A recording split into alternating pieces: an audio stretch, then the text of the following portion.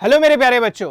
अब आ गए हम थर्मोडायनेमिक्स के प्रीवियस ईयर क्वेश्चन में एंड पार्ट 1, पार्ट 2, पार्ट 3 तीन पार्ट में पूरा थर्मोडायनेमिक्स कंप्लीट। देखो ट्रिकी क्वेश्चन मैंने ऑलरेडी करा दिए, अच्छे इंटरेस्टिंग क्वेश्चन करा दिए, कॉन्सेप्ट वहां पर थोड़ा बहुत डिस्कस हुआ है। अब देखो प्रीवियस ईयर क्वेश्चन करने में कितना ईजी लगेगा आपको। एंड अपार्ट फ्रॉम दैट भैया जो बुक है मेरी वो भी आप जरूर से जितने भी प्रॉब्लम से सॉल्व करना, because it going to give you a lot of benefit in that sector की जहां पर आपको डिफरेंट सेक्शन से आपको डिफरेंट टाइप ऑफ क्वेश्चन मिल जाएंगे। तो अगर आपकी तैयारी का लेवल के हिसाब से आपको क्वेश्चन सेलेक्ट कर लेना, पर हाँ practice question and tricky question उसके जरूर कंप्लीट करना। मैंने बहुत मिनिमम रखे सो दैट आप वो सारे क्वेश्चन अगर हर टॉपिक से कर लोगे 100% गारंटी है कि आपके मार्क्स जो भी आ रहे हैं उससे बढ़ ही जाएंगे और आपका रिवीजन भी प्रॉपर हो जाएगा। ये उन लोग के लिए है जो लोग अभी एग्जाम देने जा रहे हैं। अपार्ट फ्रॉम दैट जो लोग अभी एग्जाम नहीं देने जा रहे हैं, जिनका अभी 11th कंप्लीट हुआ है, 12th में जा रहे हैं, जो जिनका 10th गया अभी 11th में जा रहे हैं, वो इस सेक्टर को बहुत ध्यान से समझे, बिकॉज उनके लिए बहुत इंपॉर्टेंट है कि भैया पिछले साल में या प्रीवियस ईयर्स में आपको किस तरह के क्वेश्चन पूछे जाते हैं, सो दैट आपकी अंडरस्टैंडिंग बन जाएगी और आपकी तैयारी में जो भी कमी है ना उसको कंप्लीट कर लेना। दैट्स इट, इससे यार आपको कुछ नहीं चाहिए। ठीक है, इन एमबाइब सारा एक ही ऑब्जेक्टिव है हमारा कि आपका जो लर्निंग है ना वो टॉप लेवल हो मेरे साथ, सो दैट आपका पूरा जो तो कॉन्सेप्ट है ना, बिल्डिंग कॉन्सेप्ट, वो एक प्रॉपर वे से जाए। अगर बीच में कोई भी लैग है आप उसे कंप्लीट करो, मेरे को बताओ कि क्या प्रॉब्लम आ रहा है, I will discuss it out and उसको फाइनलाइज करके मैं आपके साथ कुछ ना कुछ एक इंटरेस्टिंग सीरीज लेके जरूर आ जाऊंगा। ठीक है, इवन दो हमारे with the AI enabled part मुझे पता रहेगा कि आप कहाँ का लैग कर रहे हो, उसके लिए मैं आपको पर्सनलाइज क्वेश्चन, पर्सनलाइज होमवर्क देता रहूंगा, असाइनमेंट देता रहूंगा। Don't worry about it. But still अगर आपको कोई भी लैग लगता है कि कोई भी प्रॉब्लम लगता है कि यहाँ मुझे फंस रहा है, ये वाला प्रॉब्लम मुझे फंस रहा है, तो जरूर बताओ मेरे को, मैं इसका फिगर आउट करूंगा। ठीक है, मैं हूँ Akash Tyagi from IC Bangalore, you know me. अब चलते हैं आगे बढ़ते हैं, तो पहले क्वेश्चन पे आते हैं। It's a very interesting question. Why? Because इस तरह के क्वेश्चन देखो प्रीवियस ईयर में आप जेई का क्वेश्चन है, 2021 का क्वेश्चन देना, ध्यान समझना, ऑप्शन को ध्यान से देखना। मतलब ये क्वेश्चन आप ऐसे सॉल्व, मैंने आपको ट्रिकी क्वेश्चन में सिखाया था, हर क्वेश्चन के एक डिटेल सॉल्यूशन के बाद यू नीड टू अंडरस्टैंड कि इसी क्वेश्चन को इन शॉर्ट टाइम कैसे सॉल्व करना है। पर हाँ पहले समझ लो अच्छे से। क्वेश्चन क्या लिखा है, an electrical appliances supplies 6000 joule पर मिनट। अरे मुझे जूल पर मिनट से क्या मतलब है, मैं तो जूल पर सेकंड करूंगा, जिसको हम क्या बोलते हैं, वॉट। ठीक है, तो डिवाइड बाय 60 करूंगा, तो इस तरह से डिवाइड बाय 60 करने के बाद कितना बनता है ये 6000 divide by 60, 100 watt heat to the system. बहुत क्लियरली मेंशन किया भैया उसने, सिस्टम में हीट दिया है। अब मुझे बताओ सिस्टम में हीट देने से पॉजिटिव होगा नेगेटिव? पॉजिटिव सर, पॉजिटिव होगा। ठीक है, if the system deliver a power of 90 what, system ने पावर डिलीवर कर दिया। आप ये बताओ अगर कोई भी सिस्टम आपको पावर आउटपुट दे रहा है तो उसे पॉजिटिव बोलेंगे नेगेटिव? पॉजिटिव सर, पॉजिटिव बोलेंगे। कितना दिया? 90। मेरे दिमाग में बिल्कुल क्लियर हो गया, मैंने 100 वॉट हीट दिया, 90 वॉट वर्क मिल गया, 10 वॉट किधर गया? Energy is conserve. First law of thermodynamics क्या बोलता है भैया? 10 वॉट एनर्जी आपने अंदर सिस्टम में छोड़ दिया। तो मेरा लॉजिक बिल्कुल क्लियर है, 10 वॉट एनर्जी इसमें इंक्रीज होता रहेगा, होता रहेगा, होता रहेगा, हर कुछ कुछ एक सेकंड के बाद। ठीक है, अब पूछ रहे हैं how long it would take to increase the internal energy by 2.5 into 10 power 3 joule. मुझे पता है आंसर, ये पूछ रहे सर इतनी इंटरनल एनर्जी बढ़ाने में कितना लगे? अरे 10 वॉट मतलब 10 जूल पर सेकेंड, हर सेकंड में 10 जूल एनर्जी उसके अंदर सेव होगा। इतनी जूल अगर एनर्जी बढ़ानी तो कितना सेकंड लगेंगे? Divide by 10 sir, 2.5 into 10 power 2, ये आंसर खत्म। मतलब टिक करो, निकलो घर। लेकिन फिर भी सॉल्व करने का तरीका जरूर बताऊंगा, सॉल्व करना जरूर सिखाऊंगा, सबमिट बाद में करेंगे, सॉल्व करते हैं। तो मैंने अपना लॉजिक आपको दिखा दिया भैया, मैंने एक सिस्टम बनाया बड़ा सिंपली, और मैंने उसमें सिर्फ समझाने का ट्राई किया कि भाई बिल्कुल बेसिक समझेंगे कि सर आपने इसमें हीट दिया, बिल्कुल हीट दिया, मैंने इसमें हीट दिया, सिस्टम में हीट दिया। ठीक है, हमेशा सिस्टम की बाउंड्री को बहुत क्लियरली पहले मेंशन कर देता हूँ। ठीक है, सो दैट आपको दिक्कत ना आए। ठीक है, आप बाद में बोलो नहीं कि सर प्रॉब्लम आ रही है। देखो सिस्टम को पहले, इस संसार में किसी भी चीज को सिस्टम बोल सकते हैं, इसलिए मैंने एक बड़ी बेसिक फिगर ली, क्योंकि इसलिए मुझे नहीं समझाया। ठीक है, इलेक्ट्रिकल अप्लायंसेस बोला है, मैंने कोई सिस्टम बना दिया, बिकॉज मेरे लिए तो एक लॉजिक बिल्कुल क्लियर रहना चाहिए, सिस्टम कोई भी हो सकता है। इस सिस्टम में इसने मुझे बोला कि मैंने हीट दी है। ठीक है, पूछ लो सर आपने कितनी हीट दी है? उसने बोला सर मैंने जिसमें हीट दी है वो 6000 जूल पर मिनट है, मतलब डिवाइड बाय 60 करूंगा तो 100 वॉट, या 100 जूल पर सेकेंड मैंने इसमें हीट इनपुट किया है, दैट्स इट, फिनिश। अब बात आती है इलेक्ट्रिकल वर्क की। सर वर्क कितना किया है, अब वर्क निकाल लो। सर इसी सिस्टम से मैंने वर्क आउटपुट लिया है, और वर्क कितना है मेरा, वर्क आउटपुट कितना है जरा चेक करते हैं। सर मेरा वर्क आउटपुट है दैट इज 90 वॉट या 90 जूल पर सेकेंड। बहुत सिंपल लॉजिक से किया है, ये इसने दिया हुआ है, ये इसने दिया हुआ है। अगर आप बताओ किसी भी सिस्टम में कुछ अमाउंट ऑफ एनर्जी इनपुट हो रहा है, कुछ अमाउंट ऑफ एनर्जी एग्जिट हो रहा है, तो कुछ जो उसका डिफरेंस है विच इज 10 जूल पर सेकेंड, वो एनर्जी किधर है? सर वो इंटरनल एनर्जी को इंक्रीज कर रहा है। अगर इंटरनल एनर्जी को इंक्रीज कर रहा है तो यहां पर लिखा दो sir delta U, internal energy का जो चेंज है सर वो उसमें इंक्रीज हो रहा है, हर एक सेकंड के बाद इंक्रीज हो रहा है, दैट्स इट, फिनिश। तो अपना फर्स्ट लॉ ऑफ थर्मोडायनामिक्स क्या बोलता है उसको सॉल्व करना शुरू करते हैं। थोड़ा सा बोल्ड करता हूं, as per the first law of thermodynamics for any process on any system in this world, एक ही स्टेटमेंट है। वो स्टेटमेंट क्या है sir? Q is equal to, Q is a path function, differential form में लिखूंगा तो dq is equal to du plus dw। ठीक है, मैंने डिफरेंशियल फॉर्म पहले भी सॉल्व करा दिया, तो सॉल्व कराते समय नहीं बताऊंगा, हाँ लेकिन जब मेरी बेसिक क्लास फिर से स्टार्ट होती है तो उसमें मैं आपको पूरा समझाऊंगा। तो बेसिक क्लास के लिए मस्ट सब्सक्राइब द चैनल, और इसके डिस्क्रिप्शन में ना आपको एक लिंक मिलता है, वो लिंक आपको डायरेक्टली ऐप पे ले जाएगा मेरी, वहां पर आपको मेरी सारी क्लासेस कंटेंट सब मिल जाएगा, वहां ज्वाइन करो, मेरी क्लास के अंदर आओ, टेलीग्राम को ज्वाइन करो, टेलीग्राम में मैं पूरा फ्लोट करूंगा कि भैया मेरी क्लास के ये सारे लिंक्स हैं, आप यहाँ पर आ जाओ, आपको सारी चीज ऑर्गेनाइज वे में मिलेगी, that's it. Q is equal to delta U plus W, मुझे W पता है, मुझे Q पता है, बट पॉइंट ये कि सर ये तो रेट में है, तो क्या इनको Q डॉट W डॉट बोल दो? बिल्कुल बोलो, कोई दिक्कत नहीं है, ये Q डॉट है, ये W डॉट है, तो ये डेल्टा U डॉट भी तो बिल्कुल बनाना पड़ेगा। डॉट का मतलब क्या? रेट पर सेकंड में कितना है। अच्छा सर अब मुझे डॉट नहीं चाहिए, मेरे फर्स्ट लॉ में तो डॉट नहीं आता, बिल्कुल सही बात है, अगर तुम्हारे फर्स्ट लॉ में डॉट नहीं आता तो एक काम करो, ये डॉट हटा दो, डॉट हटा दो। सर डॉट हटेगा तो क्या करें? टाइम मल्टीप्लाई करें, बिल्कुल टाइम मल्टीप्लाई करना पड़ेगा, you need to multiply the time, then you need to multiply Q के साथ, आपको Q के साथ यहाँ पर Q के साथ मल्टीप्लाई करना, W के साथ मल्टीप्लाई करना पड़ेगा, तब जाके आप U को निकाल पाओगे, तब जाके आपका आंसर निकलेगा करेक्ट। तो सर मुझे इसने बोला है 2.5, मैं यहाँ पर वैल्यू रख देता हूँ, ये 100 जूल है, वो 90 जूल है, क्या मैं बोलूँ सर 100 जूल इंटू कुछ टाइम में माइनस 90 जूल इंटू कुछ टाइम में, देखो W उधर ले गया, is equal to delta U बनना चाहिए, डेल्टा U चेंज इन एनर्जी तब इतनी आएगी, कितनी होनी चाहिए डेल्टा U? सर वो उसने बता दिया 2.5 इंटू 10 पावर 3, इतनी जूल एनर्जी उसको चाहिए। अब यहां पर कितनी जूल पर सेकंड है, और इनटू सेकंड कर दिया, टाइम मल्टीप्लाई कर दिया, तो जूल पर सेकंड क्या बन जाएंगे? जूल बन जाएंगे। कितना हो गया सर? 100t माइनस 90t, खत्म सर 10t, यहां से आपका t निकल आया, और t कितना आया? 2.5 इंटू 10 पावर 2 सेकेंड्स। ये देखो एक सेकंड। आपको क्या लग रहा है कि सॉल्यूशन क्या मैंने पहले नहीं निकाल लिया था? बिल्कुल पहले ही निकाले सर, ये तो जेई के क्वेश्चन, स्पेशली मेन के क्वेश्चन फंडामेंटल सही है, मैंने कहा कि मैंने तो वहीं पीछे वाले बोर्ड पे सॉल्व कर दी। यस, ये एक पूरा आपको फॉर्मेट सिखाया कि हाँ अगर पूरा फॉर्मेट लेके चलूंगा तो this is the way to solve the same problem. अब कल यहाँ इलेक्ट्रिकल अप्लायंसेस बोले इसी क्वेश्चन में, कल यहाँ पर कुछ बोले शिप बोले, कोई यूनिक सिस्टम बोले, कुछ भी बोलेगा, एक बॉक्स है दैट इज योर सिस्टम, उसमें कुछ हीट जाता है, कुछ वर्क आता है, ये दोनों पॉजिटिव होता है। अगर हीट बाहर निकाल रहे हो, वर्क दे रहे हो, तो वो भी देख लो। डिफरेंस आपका हमेशा आपको चेक करना है, वो एनर्जी ही बनने वाला है, और वो आपका फर्स्ट लॉ तो हमेशा लगेगा ही लगेगा। फर्स्ट लॉ कभी भी फेल नहीं होता, because that is the energy conservation law.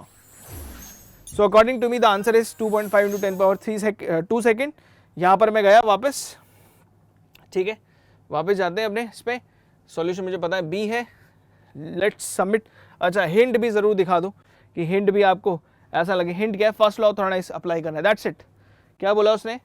First law of thermodynamics apply करो, you will get the answer. Obviously same तरीका है, 2.5 है, सबमिट करते हैं, वाओ होगा, ये आ गया। तो this is the way to solve the problem. तो आपको बस इस तरह से सॉल्व करने हैं जितने मैक्सिमम प्रॉब्लम हो सकते हैं। अब आते हैं अपने नेक्स्ट क्वेश्चन पे। क्या दिया हुआ है जरा ध्यान से सुनना। जब भी रेफ्रिजरेटर का आ जाए, हीट इंजन का आ जाए, तो आपको समझ लेना डिवाइस पे क्वेश्चन है, और डिवाइस पे जब भी क्वेश्चन है तो एक चीज दिमाग में रहनी चाहिए जो कार्नोट ने हमें सिखाई है, और लॉर्ड केल्विन और कार्नोट की जो उनके बीच में जो उन्होंने कॉन्सेप्ट बनाया था वो हमें दिमाग में रहना चाहिए। अगर वो दिमाग में है तो you can solve this kind of problem very easily, ठीक है। This is a like kind of say you can say good amount, good question, good level question. इसको जरूर अच्छे से सॉल्व करेंगे। अगर ये सॉल्व कर लिया तो समझ लो तुम सारे सॉल्व कर लोगे, कोई दिक्कत नहीं। अब यहाँ पर बढ़ते हैं, जरा कॉन्सेप्ट को समझने का ट्राई करते हैं। क्या लिखा है? लिखा यह है क्या, refrigerator consume an average of 35 watt of power to operate between temperature -10 and 25। ध्यान से, जब भी टेम्परेचर आपको मिलेगा आपको क्या करना है, टेम्परेचर को हमेशा केल्विन में लिखना है। व्हाई? बिकॉज केल्विन में ही टेम्परेचर यहाँ लिखे जाते हैं, absolute temperature. Don't write the temperature in degree Celsius, पहला पॉइंट। दूसरा पॉइंट क्या लिखे, if there is no loss of energy. इसका मतलब क्या है यार, इसका मतलब क्या है, if there is no loss of energy, and this is the most important statement, मतलब most important part of this whole problem. जब भी लिख दे कि नो लॉस ऑफ एनर्जी, इसका मतलब है it's a reversible process, it's a reversible device, and it's a reversible device you can apply all of your, जितनी भी आपने सीखा है कार्नोट की, जितनी भी कॉन्सेप्ट को सीखा है वो सारी की सारी आप यहां पर लगा सकते हो डायरेक्टली। यू कैन से जो हीट का रेशियो है वही temperature ratio, you will get the answer. पक्का सॉल्यूशन आपको पक्का मिल जाएगा यहां से। सो if there is no loss of energy, then how much an average heat per second does it transfer? भाई ये लॉस ऑफ एनर्जी नहीं है तो आप बताओ कि एवरेज हीट पर सेकेंड कितना ट्रांसफर करेगा रेफ्रिजरेटर, ये आपसे पूछा गया। To understand this problem in a deeper way, मैं चलता हूं भैया इसके डायग्राम पे। ये ऑप्शंस है, इवन मैं आपको बताऊं ये ऑप्शन देखते ही मुझे समझ में आ गया कि आंसर क्या होना चाहिए। ये आपको बाद में डिस्कस करके बताऊंगा, लेकिन दिमाग में रखेंगे तो सारे सोल्यूशन मिलेंगे। चलो नेक्स्ट पार्ट में चलते। मैंने आपके लिए एक ब्यूटीफुल डिवाइस बना के रख दिया है, that is basically your refrigerator, पूरा बना के रख दिया। अगर मैं रेफ्रिजरेटर साइकिल में चलता हूं, रेफ्रिजरेटर साइकिल करता है कि लोअर टेम्परेचर से, कूलर जगह से हीट को एक्सट्रैक्ट करता है, यहां से वर्क प्रोवाइड करता है, मतलब इलेक्ट्रिकल वर्क, जो आपने अपने रेफ्रिजरेटर में देखा होगा जो कंप्रेसर चलता है इलेक्ट्रिकल पावर लेता है, वो वर्क दिया। वो वर्क उसने बता दिया refrigerator consume average of 35 what power, 35 what जो इसने पावर कंज्यूम करी उसने पहले ही बता दिया। And it operate between the temperature -10 पे आप आइस जमाते हो तो लोअर टेम्परेचर आपने क्या रखा, -10। मैं डिग्री सेल्सियस रखूंगा नहीं, 273 is the absolute temperature when 0 degree Celsius, -10 पे कितना हो जाएगा 273 -10 मतलब कितना हो जाएगा 263 केल्विन। मैं हमेशा हर चीज केल्विन में रखूंगा, फिक्स है मेरा। 25 डिग्री सेल्सियस, ये 25 डिग्री सेल्सियस तक जा रहा है, इसका मतलब द हायर टेम्परेचर इज 273 + 25। अच्छा 273 + 20 कर दो, 293 + 5 कर दो 298, तो 298 केल्विन तक वो हीट को पहुंचा रहा है। अच्छा यहां पर कितनी हीट वो पहुंचा रहा है, यही उसने क्वेश्चन में पूछा है। भैया आप मुझे बताओ रेफ्रिजरेटर कितना हीट यहां से निकाल रहा है, मतलब कितनी हीट रेफ्रिजरेटर ने अपने इस डिवाइस से निकाली है, या मुझे बताओ क्यूसी कितना है, और यहां पर कितना गया ये उसने पूछा नहीं है, लेकिन आपको पता रहना चाहिए कि ऑब्वियसली ये दोनों हीट को मिला के फाइनली वो एम्बिएंट में छोड़ता है। इसलिए आप रेफ्रिजरेटर के जब भी पीछे देखोगे तो हीट कंटिन्यूसली निकल रही होती है, रिजेक्ट हो रही होती है। So this is a whole concept. अब जो उसने मुझसे पूछा है दैट इज क्यूसी। मुझे इसने क्या इकलौती हिंट जो दी है वो क्या दी है, वो इसने दी है कि भैया मैं आपको जो कॉन्सेप्ट दे रहा हूं वो बहुत ही बेसिक है। मैं आपको बता रहा हूं कि हीट मैंने यहां से कितनी ली ये मुझसे पूछा है, बस मैं आपको वर्क दे रहा हूं, इसके अलावा कुछ नहीं दे रहा। अब ये मुझे बताओ with respect to very basic energy conservation of energy लगाऊं मैं, तो मेरा कंजर्वेशन एनर्जी क्या बोलता है? मेरा कंजर्वेशन एनर्जी बोल रहा है कि जो आपने हायर टेम्परेचर पे जो हीट इनपुट करी है QH, that is basically your lower and work. तो मैं उसी एक्सप्रेशन में लिख रहा हूं, तो कैन आई से QH is equal to QC plus W or not? Absolutely correct। भैया हायर टेम्परेचर पे जितनी भी हीट गई है, 298 टेम्परेचर पे जितनी हीट गई है, 298 केल्विन जितनी हीट गई है, सारी की सारी मैंने लोअर हीट से लिया और वर्क को ऐड किया, दैट्स इट। मुझसे उसने QH पूछा है, नहीं पूछा। मुझसे उसने QC पूछा है, W दिया है, तो मुझे QH को रिमूव करना है। अब मैं QH को कैसे रिमूव कर सकता हूं? एक बहुत ही सिंपल तरीका कि भैया इस पूरे एक्सप्रेशन को let me divide this whole expression divide the whole expression with QH। अगर मैं हायर टेम्परेचर की हीट से डिवाइड कर दूं पूरे एक्सप्रेशन को, तो एक्सप्रेशन क्या बन जाएगा आप खुद बताओ। Can I say then the expression become पर राइट से लिखता हूं उसे 1 is equal to QC by QH। अरे पूरे एक्सप्रेशन QH से डिवाइड कर दिया ना, प्लस W बाई QH। ठीक है, अब मुझे एक बात बताओ, क्या QH दिया हुआ है? क्या QH दिया हुआ है? बहुत सिंपल सा लॉजिक में पूछ रहा हूं, क्या QH दिया हुआ है? सर QH नहीं दिया हुआ, लेकिन आप QH निकाल सकते हो, बिल्कुल निकाल सकता हूं सर। इस एक्सप्रेशन की वजह से मैं QH 1 सेकंड में निकाल दूंगा, 1 सेकंड लगेगा, QH आ जाएगा बाहर। अच्छा, मैं इसी एक्सप्रेशन को अगर मैं QH से नहीं डिवाइड करता, QC डिवाइड करता, तो यहां से QC चला जाता, यहाँ QH बाई QC रहता, यहाँ W बाई QC रहता, वो कंफ्यूजिंग हो जाता। लेकिन यहां पर ये सिंपल हो रहा है। अब ये कैसे सिंपल हो रहा है इसको समझने का ट्राई करना। सर कार्नोट ने या लॉर्ड केल्विन ने फर्स्ट लॉ में एक बहुत ही सिंपल बात बोली, भैया QC बाई QH हमेशा टेम्परेचर का रेशियो रहेगा, अगर कोई लॉस नहीं हुआ, मतलब रिवर्सिबली चल रहा है, मतलब अगर कार्नोट पे चल रहा है, मतलब नो लॉस ऑफ हीट, बिल्कुल सेम स्टेटमेंट लिखा हुआ है, नो लॉस ऑफ एनर्जी।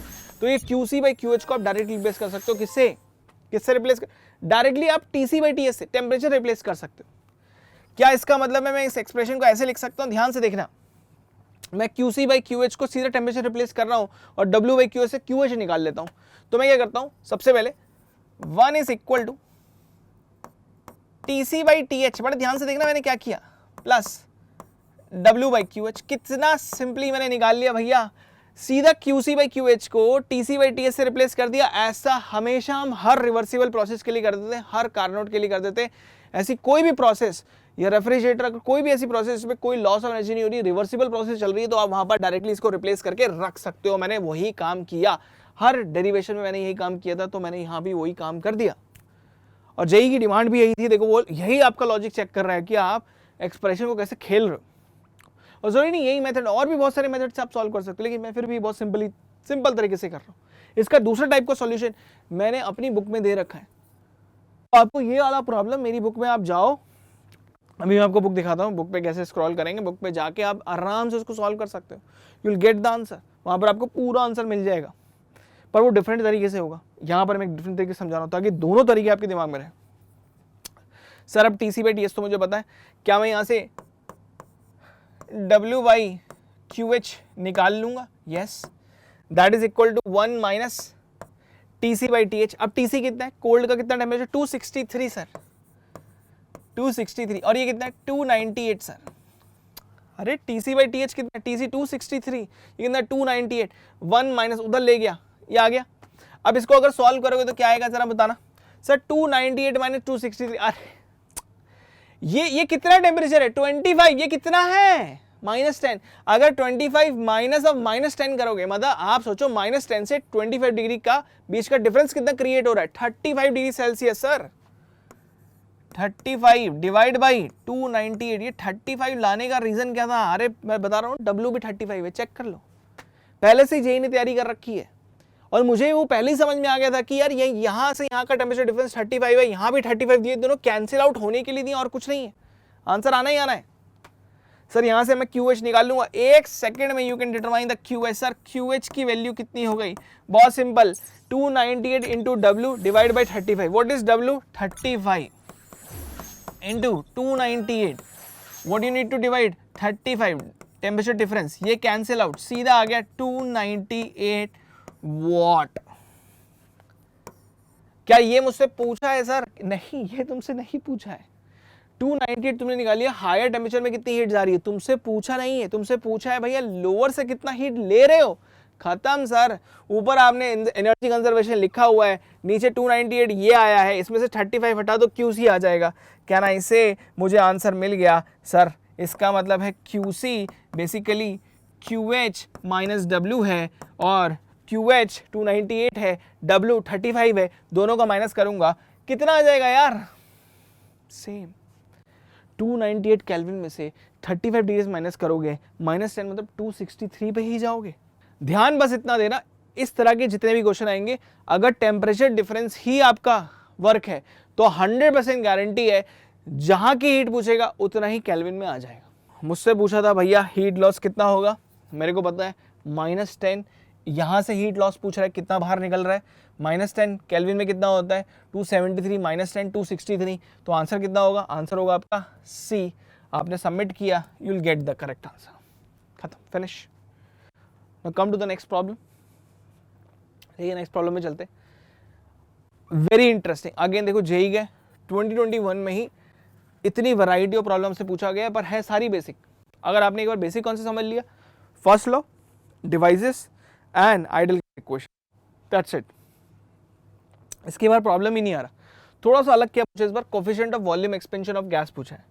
तो सबसे पहले मैं आपको यहीं पर ही थोड़ा सा डिस्कस कर लूँ, what is the coefficient of volume expansion of the gas. इसको हम अलग अलग एक्सप्रेशन देते हैं, ठीक है। कुछ लोग इसे केवी बोल देते हैं, ठीक है, that is 1/v dv/dt। You know what is dv/dt? dv/dt ये बताता है what is the change of volume with respect to temperature, and whenever you increase the temperature the volume will increase, that's why there is no minus. ये ध्यान रखना। Pressure में उल्टा होता है, अगर ये प्रेशर का कोफिशिएंट पूछता तो प्रेशर में माइनस आ जाता। क्यों? क्योंकि जब भी आप प्रेशर को इंक्रीज करते हो वॉल्यूम क्या हो जाता है, कम हो जाएगा। पर टेम्परेचर में सेम रहता है, इसलिए यहाँ माइनस नहीं है। ये आपसे पूछा, दैट्स इट, इतनी सी बात पूछी है। आपको एक्सप्रेशन क्या क्या दिए पहले उस पर फोकस कर लेते हैं।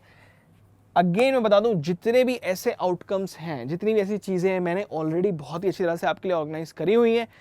आपको कुछ नहीं करना, वीडियो के नीचे जाना है, डिस्क्रिप्शन में जाना है, वहां पर आपको मिलेगा एक लिंक, उसको आप क्लिक करो, क्लास के लिंक में डायरेक्टली पहुंच जाओ, नहीं तो टेलीग्राम पे कनेक्ट हो जाओ, और टेलीग्राम पे I will give you those links, come in to my class for all those people जो लोग अभी सपोज 11th से 12th में जा रहे हैं, उनको ये सब जो कॉन्सेप्ट 11th वाले हैं वो सारे रिवाइज कर रहे हैं यहाँ पर बिल्कुल बेसिक से, वो यहाँ पर ऑर्गेनाइज वे से आए। और जो 10th से 11th में आ रहे हैं, वो अगर अपनी तैयारी को बहुत शानदार करना चाहते हैं, वो यहाँ से आए, then they get the concept. यहाँ तो बस प्रीवियस ईयर क्वेश्चन का आपका एक ही ऑब्जेक्टिव होना चाहिए कि आप समझो किस तरह के क्वेश्चन पूछ रहे हैं, ज़्यादा कुछ डिफिकल्ट नहीं है, सारे सिंपल है। बट लैंग्वेज को पकड़ना बहुत जरूरी है। अब लैंग्वेज क्या पकड़ रहा हूँ मैं, ध्यान से देखना, मैंने लैंग्वेज पकड़ी है। इसने बोला है मुझे आइडल गैस, क्वेश्चन स्टार्टिंग हुआ मेरे दिमाग में आ गया आइडल गैस बोला है। Idol gas expanding in such a way that P/T³ is constant, मतलब प्रेशर टेम्परेचर का क्यूबिक फंक्शन है। मतलब टेम्परेचर बढ़ाओगे तो प्रेशर बढ़ रहा है, कम हो रहा है, देख लो। अगर टेम्परेचर बढ़ाओगे कांस्टेंट है तो प्रेशर कम हो रहा है, कॉन्सेप्ट अलग है। The coefficient of volume expansion of the gas is what, idol gas लिखा हुआ है, तो आइडल गैस इक्वेशन मुझे क्या बोलती है और इस एक्सप्रेशन मुझे क्या मिल सकता है। नेक्स्ट पेज में अपनी ड्राफ्टिंग पेज में जहां पर हम अपने क्वेश्चन को सॉल्व करते हैं, वहां चलते हैं, वहां सॉल्व करना स्टार्ट करते हैं। लेट्स सी क्या हमें समझ में आता है। यहाँ पर अब इस कॉन्सेप्ट को समझना शुरू करते हैं। जैसे यहाँ पर मैंने आपको दिखा दिया एक बहुत ही सिंपल वे से, कभी भी अगर मैं हीट देता हूँ तो इस गैस का टेम्परेचर बढ़ेगा। प्ले करके दिखाता हूँ। टेम्परेचर बढ़ने से क्या मॉलिक्यूल के मोशंस बढ़ते हैं? बिल्कुल मोशन बढ़ेंगे, और मोशन बढ़ेंगे तो क्या पिस्टन ऊपर जाएगा, क्या वो वॉल्यूम एक्सपेंड करेगा? बिल्कुल करेगा, चेक कर लो। ठीक है, let me play this part, you can see. आपने हीट जैसे दिया बर्नर से, अंदर मॉलिक्यूल के रिएक्शन बढ़े, रिएक्शन जैसे ही बढ़े उसने पिस्टन को ऊपर ट्रांसलेट कर दिया, और आप देख सकते हो कि सर यहाँ पर वॉल्यूम का चेंज बहुत ज़्यादा हो रहा है। ठीक है, मैं यहाँ पर लिख देता हूँ वॉल्यूम के चेंज को। सर यहाँ पर मेरे को जो दिख रहा है वॉल्यूम का चेंज पॉजिटिव दिख रहा है, वॉल्यूम का चेंज ज़्यादा हुआ है। हीट आप जो सिस्टम में दे रहे हो, टेम्परेचर का चेंज भी हो रहा होगा, प्रेशर का चेंज जो हो रहा होगा वो उसने एक्सप्रेशन मुझे लिख के दे दिया। तो मैं वहीं से शुरू करता हूँ। मुझे इसने एक्सप्रेशन दिया P/T³ is constant, so can I से प्रेशर टेम्परेचर का क्यूबिक फंक्शन है and it is a constant. ठीक है, अब जो भी प्रोपोर्शनैलिटी है, जो भी कांस्टेंट है, उससे मुझे मतलब नहीं है। इसके साथ उसने मुझे आइडल गैस लिख के दिया, इसका मतलब है क्या मैं बोल सकता हूँ, इसके साथ साथ मुझे एक क्वेश्चन बिल्कुल पता है, PV = nRT, ये मुझे पता है, जिसमें मैं बोल सकता हूँ N और R कांस्टेंट है, तो क्या मैं प्रेशर को वॉल्यूम से रिप्लेस यहाँ कर सकता हूँ? बिकॉज यार मुझे तो वॉल्यूम टेम्परेचर का रिलेशनशिप चाहिए, मुझे क्या मतलब है यार इन सब लोगों से, मुझे बस वॉल्यूम और टेम्परेचर का रिलेशनशिप दो, तो मुझे प्रेशर हटाना पड़ेगा। प्रेशर हटाने का तरीका ये रहा आपके सामने। क्या मैं बोल सकता हूँ यहाँ पर अगर मैं कांस्टेंट वाली बातें करूँ तो भाई सर N और R तो कांस्टेंट है, तो क्या मैं बोल दूँ प्रेशर को डायरेक्टली प्रोपोर्शनल में T/V बोल सकता हूँ, या फिर मैं इससे रिप्लेस कर सकता हूँ किसी कांस्टेंट को रख से? बिल्कुल। तो अब प्रेशर को इस इक्वेशन में रखो, रिप्लेस करो, what you are getting is, अगर मैं इन दोनों को यूज करता हूँ, मतलब इस इक्वेशन को यहां से मैं यूज कर लेता हूं, इस इक्वेशन को, ठीक है, इस इक्वेशन से अगर मैं रिप्लेस करके एक जगह पे ला रहा हूँ तो क्या मैं बहुत ही क्लियरली लिख दूँ, सर प्रेशर रिप्लेस हो गया T बाई वी से, तो क्या बोल सकता हूँ T by V into T cube is also another type of constant और नॉट। बिल्कुल सही बात है भैया, अगर ये प्रोपोर्शनैलिटी है तो इसकी जगह पे कुछ कांस्टेंट होंगे, अगर आप वो कांस्टेंट यहाँ रखोगे और ये भी कांस्टेंट है तो कांस्टेंट कांस्टेंट मल्टीप्लाई, मतलब 5 इंटू 4 करोगे 20 आएगा, 20 कोई नई चीज थोड़ी, वो भी तो एक कांस्टेंट ही है, तो ये कांस्टेंट बन जाएगा, कांस्टेंट बन गया। और जो एक्सप्रेशन बना वो क्या बना सर, बहुत सिंपल तरीके से t power 4 by v is a constant. Constant की ब्यूटीफुल पार्ट क्या है मैथमेटिक्स के अंदर कि अगर मैं इसे डिफरेंशिएट कर दूं, तो कांस्टेंट मर जाएगा। तो what I am going to do in my next step is I am going to differentiate this part. ठीक है, मैं यहां पर डिफरेंशिएट करने जा रहा हूं इसे। डिफरेंशिएट जैसे ही करूंगा क्या होगा, दो चीज है t पावर 4 और 1 बाई वी। पहले किसको करूं, t पावर 4 को करता हूं, तो क्या आएगा 4 t cube by V as it is. ठीक है, और आपने टेम्परेचर किया था तो dt।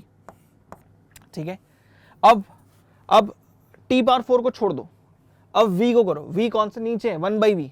1 बाई एक्स का डिफरेंशियल क्या होता है, अरे यार मैथमेटिक्स आनी चाहिए। 1 बाई एक्स का डिफरेंशियल मैं कोने में कर देता हूं इधर, ठीक है, अलग कलर से कर देता हूं ताकि तुम कंफ्यूज ना हो। यहां कर रहा हूं, देखो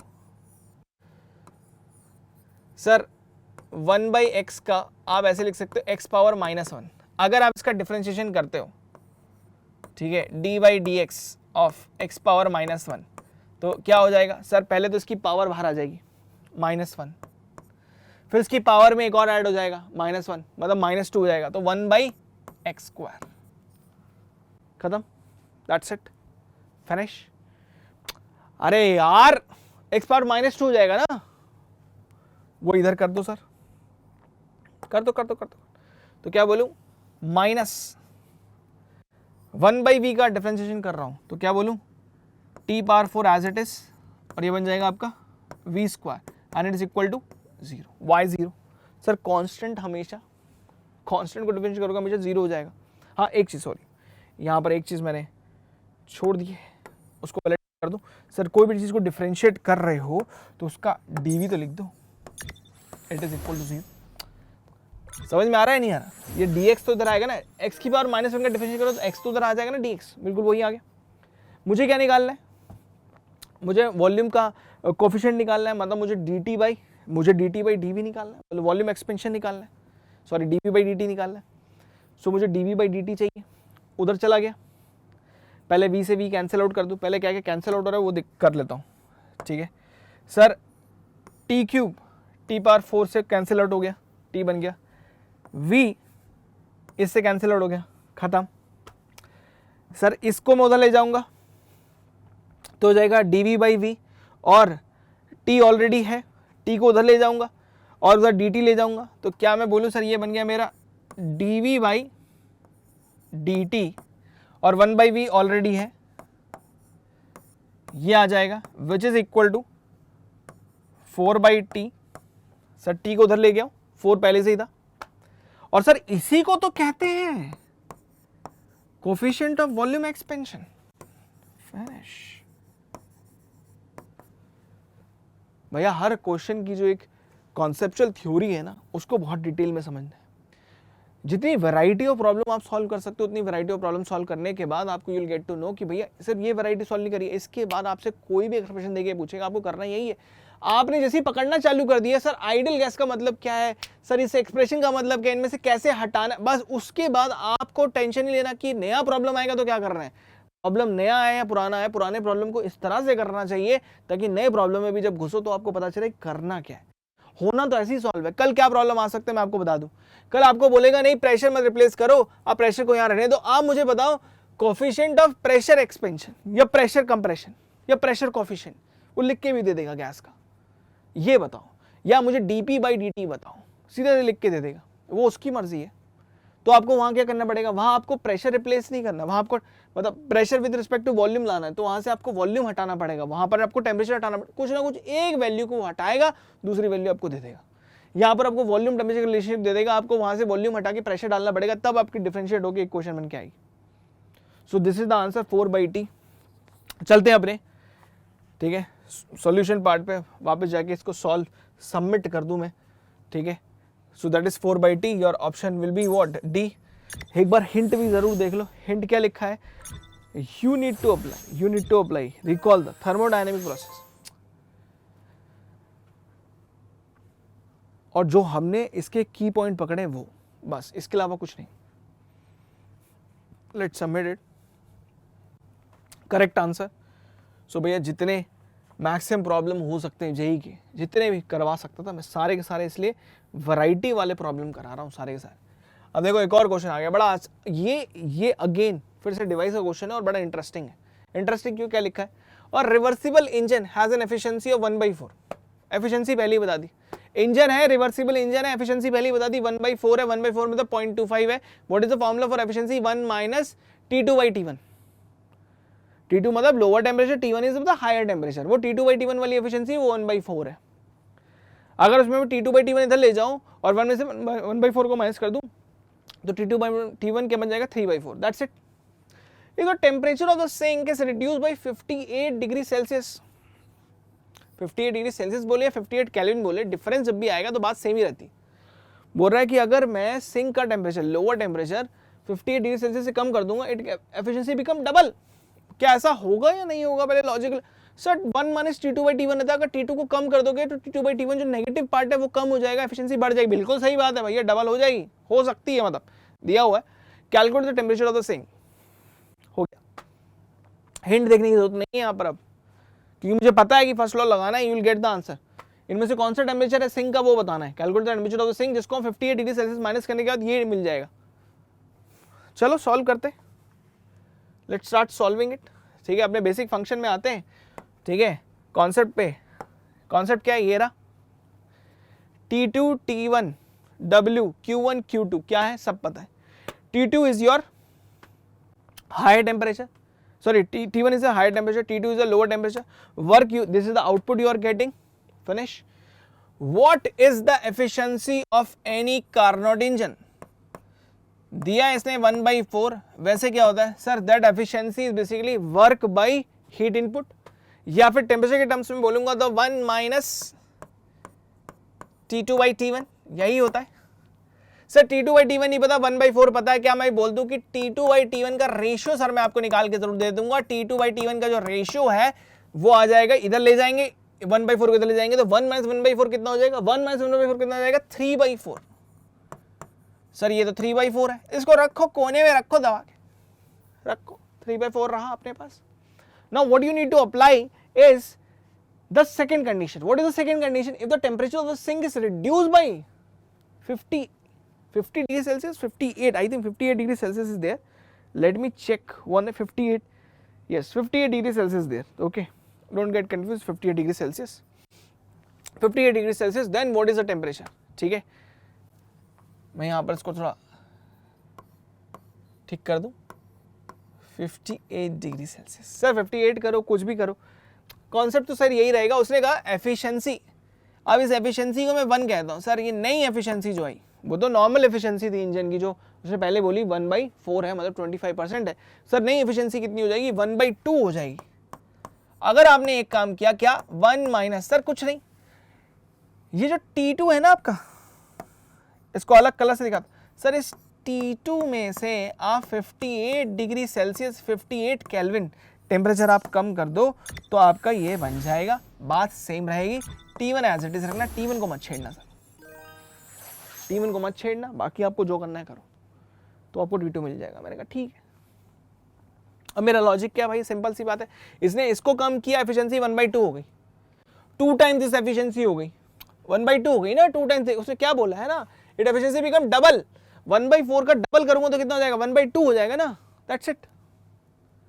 1/4 इंटू 2 करूंगा तो कितना हो जाएगा, 1/2 हो जाएगा। अब इस वाले एक्सप्रेशन को इधर ले जाता हूँ, 1/2 इधर माइनस करता हूँ, क्या मैं बोलूँ तो मुझे क्या इक्वेशन मिली कि sir T2 minus 58 divide by T1 it is equal to 1 minus 1/2 which is 1/2, which is 1/2।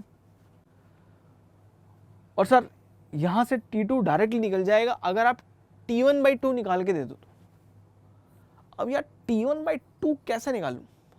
एक तरीका है सर, इस पूरे एक्सप्रेशन में क्या करो,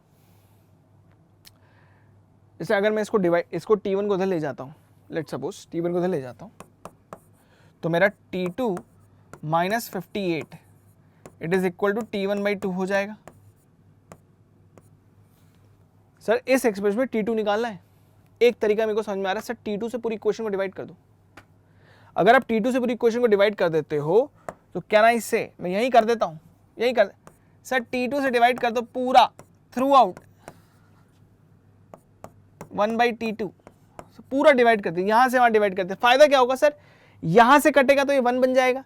T1/T2 ऑलरेडी मुझे पता सर, T1/T2 में लिखा हुआ है 4/3, ये 4/3 है और यहां से T2 निकल आएगा, खत्म कहानी। तो कैन आई से सर, इसके बाद ये हो जाएगा 1 minus 58/T2 it is equal to sir T2/T1 है, T2/T1 है 3/4, सो T1/T2 की हो जाएगा 4/3 और 2 यहाँ पर है तो हो जाएगा 2/3। सर इसको इधर ले जाओ, 1 माइनस 2/3 करके 1/3 हो जाएगा और यहाँ से डायरेक्टली आपको T2 मिल जाएगा विच इज 58 इंटू 3 केल्विन। अब कई लोग बोलेंगे सर 58 इंटू 3 कैसे, एक काम कर 60 इंटू 3 कर लेगा, 180 होता है, उसमें से 2 मतलब 2 तूने ज़्यादा कर दिया 3 बार, 6 माइनस कर दे, 6 माइनस कर दे 180 में से, कितना हो जाएगा 174।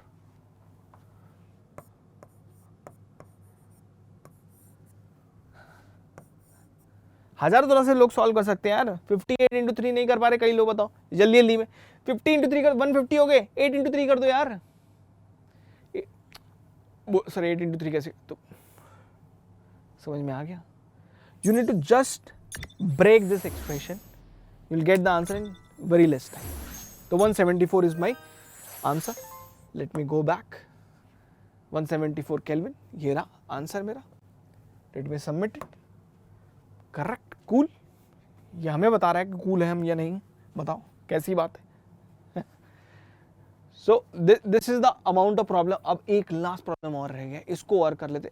आप ये देखो कि मैंने आपको JEE 2021 के ही इतने क्वेश्चन करवा दिए ट्रिकी क्वेश्चन के अलावा, तो आप समझ लो कि इसका इन्हीं कुछ टॉपिक्स हैं जहाँ से क्वेश्चन आना ही आना है, और जब आपको पता है क्वेश्चन आना ही आना है तो आप इसको छोड़ ही नहीं सकते, आपको इस पर बहुत फोकस करना है।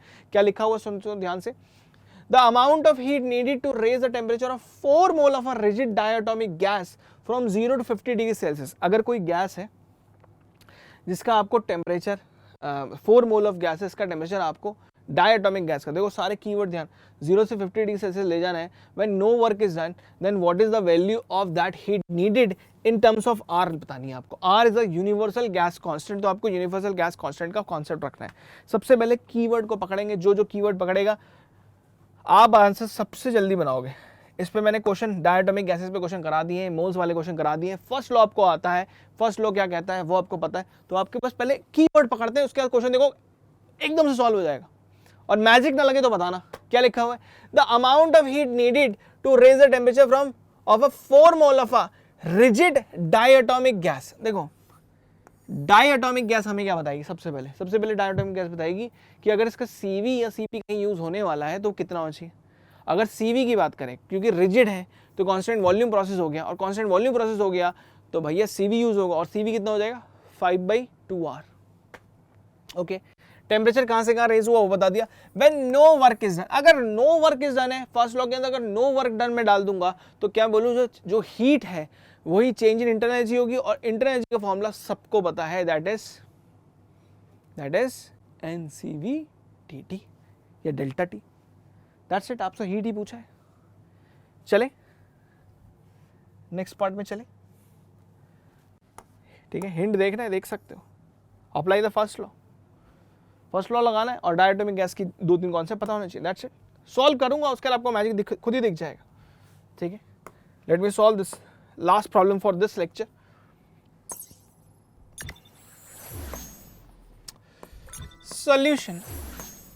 सॉल्यूशन पे चलते हैं, कॉन्सेप्ट को समझते हैं, क्या लिखा है, the amount of heat needed to raise the temperature of 4 mole of rigid diatomic container from 0 to 50 when no work is done. अब देखो ये मैंने आपको कंटेनर बना के दे दिया, अब ये बताओ अगर मेरे को इसमें कितनी हीट देनी पड़े कि रिजिड कंटेनर है, मतलब उसका वॉल्यूम तो चेंज नहीं होगा, वॉल्यूम चेंज नहीं होगा, हीट दोगे तो क्या होगा भैया, मॉलिक्यूल के इंटरनल एनर्जी बढ़ेगी, उसकी वजह से क्या उसका प्रेशर बढ़ेगा, और वही पूछ रहा है कि भैया कितनी एनर्जी दूं ये बता दो। तो जरा देख लेते प्रोसेस चलती कैसे, पहले प्रोसेस को देख लेते चलती कैसे, देखते। सर मैंने हीट देना स्टार्ट किया, मॉलिक्यूल रैंडमनेस बड़ी बड़ी बड़ी बड़ी, यहाँ पर प्रेशर की रीडिंग बढ़ गई, क्योंकि रिजिड कंटेनर, वॉल्यूम चेंज नहीं होगा। अगर वॉल्यूम चेंज नहीं होगा तो क्या मैं बोलूं भैया हमारा जो फॉर्मूला है वर्क डन का, वो तो सबसे पहले यही बात होता है पीडीवी, और जब पीडीवी में वॉल्यूम चेंज नहीं होगा तो वर्क कैसे होगा। और इसने लिख भी दिया नो वर्क, अगर नहीं भी लिखता तब भी मैं बोल देता वर्क डन नहीं होगा बिकॉज रिजिड कंटेनर है, फिर भी इसने क्लियरली मेंशन किया। सो can I say in my solution as per the first law of thermodynamics, भैया मेरा फर्स्ट लॉ ऑफ थर्मोडायनेमिक्स मुझे क्या बताता है, ठीक है, वो मुझे ये बताता है कि according to this concept can I say, sir differential form में भी लिख सकते हैं, हमने पहले सिखा दिया है, लेकिन जिनको बेसिक क्लास करनी डिफरेंशियल से हम कैसे एक्सप्रेशन फॉर्म में आते हैं, वो प्लीज़ मैं दोबारा से बता रहा हूँ डिस्क्रिप्शन में आपको मिलेगा, जस्ट साइन अप देयर, ठीक है, you will get the point. आप जाओ साइन अप करो, you will enter into my class, Telegram पे आप मेरे साथ कनेक्ट हो जाओ, यू विल गेट एवरीथिंग, ठीक है। क्या बोलूँ, Q is equal to delta U plus W। अब उसने बोला है कि सर वर्क तो डन होगा नहीं, वैसे भी रिजिड कंटेनर है तो ये तो जीरो हो गया। क्या बोलूँ, अगर इसके अकॉर्डिंग मैं देखता हूँ तो मैं साफ साफ लिख देता हूँ sir Q is equal to then delta U, and delta U का फॉर्मूला सर कोई भूल नहीं सकता, that is NCV delta T, change in temperature. Sir change in temperature दिया हुआ है 0 से 50, मतलब 50 डिग्री सेल्सियस का है। नंबर ऑफ मोल्स ने दिए हुए कितने, 4 मोल है। डाई एटॉमिक गैस है, डाई एटॉमिक गैस में CV कितना होता है, CV होता है सर 5/2 R, और चेंज इन टेम्परेचर कितना है 50, खत्म। 2 से काटो, ये 2 हो जाएगा, 2 × 5 10 हो जाएगा, 10 × 50 500 हो जाएगा, कितना आ गया, फिनिश। ये आपके आगे Q, ये आप इसको बोल सकते हो चेंज इन इंटरनल एनर्जी, बस कॉन्सेप्ट बिल्कुल सेम आएगा। तो ये आज के जितने भी लेक्चर में जितने मुझे क्वेश्चन कराए थे, आई थिंक सारे मैंने कंप्लीट करा दिए, फिर भी स्टिल अच्छा सबमिट भी तो कर दे इसे, ठीक है। लेट्स गो बैक, 500 R ये रहा option, let's submit it, will get the answer, cool. अब चलते हैं अपने नेक्स्ट पार्ट में, बट उससे पहले ये सबके लिए बहुत इंपॉर्टेंट है, मतलब जो लोग अभी पेपर देने जा रहे हैं वो देख लें भाई कितने टाइप ऑफ प्रॉब्लम आए जेई से, जितने भी क्वेश्चन आए उसमें किस तरह की वैरायटी है। मैं दोबारा बता दूं, फर्स्ट लॉ सबसे ज़्यादा, प्रोसेस पे बहुत ज़्यादा, गैसेस के डायटोमिक या मोनोटोमिक गैस है या पॉलीटोमिक है, इस पे जो CV CR है उस पर ज़्यादा, एक्सप्रेशन ऑफ गैसेस पे, प्रोसेस पे कि PV इक्वल टू NRT कब लगाना है कब नहीं लगाना है, and refrigerator and heat engine, maximum problem इसी रेंज में है सारे प्रॉब्लम जितनी मेरी एनालिसिस है, प्लस मैंने analysis of whole previous year question कर रखा है। तो व्हेन यू आर प्रिपेयरिंग, आपको कुछ कॉन्सेप्ट को ना बहुत डीप में जाके पढ़ना पड़ेगा, उनमें डीप डाइव करना पड़ेगा। अगर आपने वो डीप डाइव कर लिया और सारे प्रॉब्लम सॉल्व कर लिए, you will get the answer for sure. Even मैंने आपको पहले ही बता दिया, जैसे मैंने आपको बोला था कि book is there, so you can just go, ठीक है, गो देयर। आप होम पे जाओ, ठीक है, एमवाइब के लर्निंग के होम पे जाओ, ठीक है। As you enter into the home page, ठीक है, you will get many types of books, ठीक है, इधर बहुत सारी आपको बुक्स मिलेंगी, ठीक है। When you are going into the learn part, ठीक है, in the JEE Main, you will get more books, more concept, but यहाँ पर एक बुक है जो मेरी है, ठीक है। यहाँ पर you will get huge amount of problem, selected problem, just go there, वहाँ पर आप जाओ, जब आपके पास टाइम, जो अभी लोग प्रिपेयर कर रहे हैं, ठीक है, वहाँ जाओ, ठीक है। Every topic is being covered here, ठीक है, which are the most important topic, सारे मैंने यहाँ पर कवर कर लिए हैं, ठीक है, जितने भी हैं उनसे प्रीवियस ईयर क्वेश्चन भी डाले हैं, ट्रिकी क्वेश्चन भी है, इजी क्वेश्चन भी, प्रैक्टिस क्वेश्चन भी, डिफिकल्ट क्वेश्चन भी है, हाई टाइम स्पेंड क्वेश्चन भी, ये भी जरूर देख लेना। इस पर भी मैं सेशन बनाऊंगा कि भैया कौन से क्वेश्चन है जहां पर टाइम ज्यादा लग जाता है उसका फायदा नहीं है, या फिर आपको शॉर्ट ट्रिक आती है जल्दी आंसर निकाल लो, वो भी दिखाऊंगा। और वो भी क्वेश्चन है which is wrongly attempted by 90%, actually में with respect to data 90% user actually में इस क्वेश्चन को गलत ही अटेम्प्ट कर देते हैं, मतलब क्वेश्चन अच्छा है पर कर नहीं पाते, अटेम्प्ट जब भी किया तो 90% गलत ही करते हैं। तो ऐसे क्वेश्चन को कब करना है, जब आपकी तैयारी बहुत सॉलिड हो जाए। मेरे को लगता है कि जब मैं हीट एंड थर्मो में जाऊंगा और मैंने आपको जितने क्वेश्चन कराए उसके बाद you can easily pick this question, ठीक है। आप यहाँ पर जरूर जाओ, इन प्रॉब्लम को अपनी तरफ से सॉल्व करो। प्रीवियस क्वेश्चन मैं आपको करा रहा हूँ और यहाँ पर मैंने सारे के सारे दिए, ट्रिकी क्वेश्चन की सीरीज मैंने पूरी करा दी है। यहाँ पर मैंने 3 ही सिलेक्ट ट्रिकी क्वेश्चन दिए, पर मैंने आपको कितने कराए, 15 क्वेश्चन ट्रिकी कराए हैं, बढ़िया वाले, अच्छे, ठीक है। और भी और करा रहा हूँ, जस्ट फोकस कर रहे हैं अपने बेसिक पे। मॉडर्न फिजिक्स से मैं आपके लिए लेक्चर लेके आ रहा हूँ, ठीक है, बहुत ही जल्दी, which is basically on logic gates, ठीक है। इस पे सेमीकंडक्टर्स, बहुत सारे जो टॉपिक्स हैं उनको क्यूमुलेटिव लेके एक अच्छा लेक्चर बना के आपके लिए लेके आ रहा हूँ। So stay tune with me and now you are Embiber, ठीक है, आप एम्बाइबर हो आज से। व्हेन यू जॉइन एम्बाइब, आपके सक्सेस की गारंटी हमारी है, कैसे भी करा के एक सक्सेस जो जरूर करवाएंगे।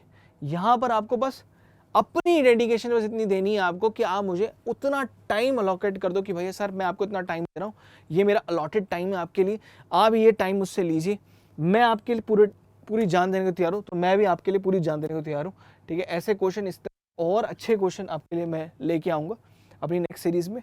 Take care, bye bye, thank you. Keep imbibing. We believe in you.